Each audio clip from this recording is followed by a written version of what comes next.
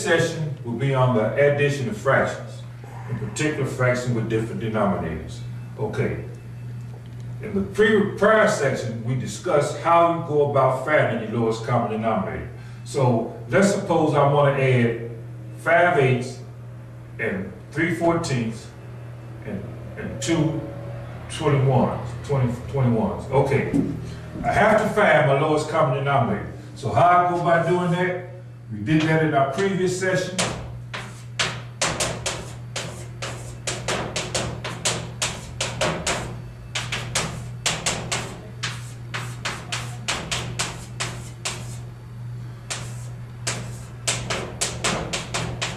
Okay.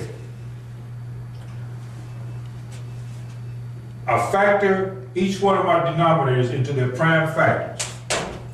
8 is 2 times 2 times 2, 14 is 2 times 7, 21 is 3 times 7. I have to make sure in my lowest common denominator that it contains all of my prime factors of my prior denominators. To get 8, I have to put 2 times 2 times 2 in there. To get 14, I have my 2, I need my 7. To get 21, I have my 7, but I need my 3.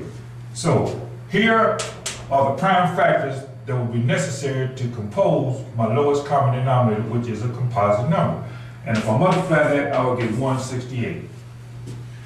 Now, our task becomes to convert each one of these fractions into an equivalent fractions whose denominators are the same.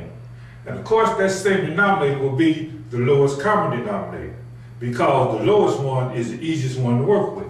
So, what do I multiply 8 by to get my lowest common denominator? Oftentimes in school, they will tell you to divide 8 into your lowest common denominator and see what you get. You can do that, but your work is already done. Look over here and find 8. 8 is 2 times 2 times 2. So what's multiplying 8? 7 times 3, which is 21. So what I need to do to convert this,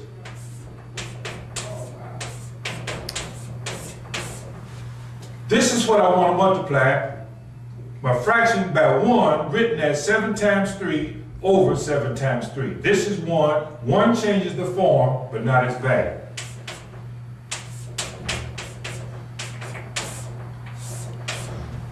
Look over here and find 14. 2 times 7. So what am I multiplying it by? 2 times 2 times 3.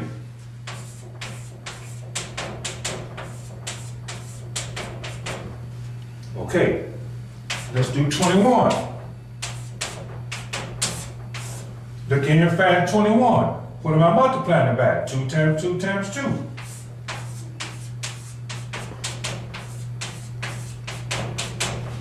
Okay. Doing my arithmetic.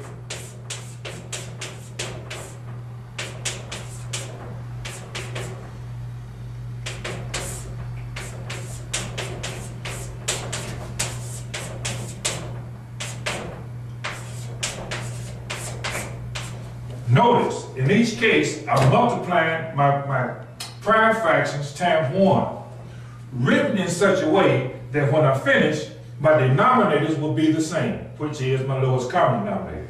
In this case, I will have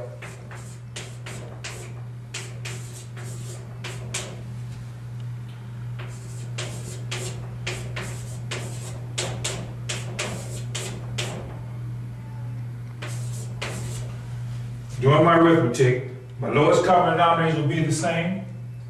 My numerator in this case would be 105, in this case it will be 36, in this case it will be 16. Notice, since my denominators are the same, all I have to do is add my numerators. And if I do that, I will get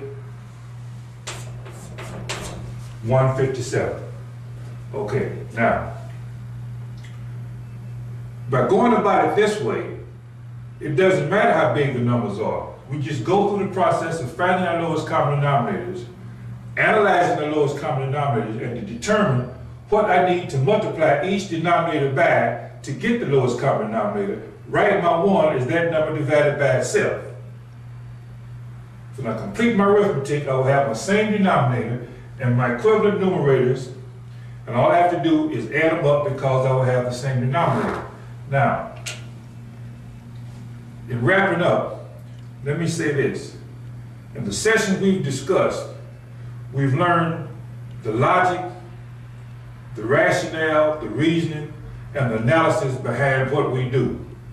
The reason why we think this is important is you build on this as you take other courses in higher math and science, and actually in even non-mathematical courses and scientific courses as well. So we have some exercises for you to try. We encourage you to look at them, try them, enjoy it, and have fun. Thank you.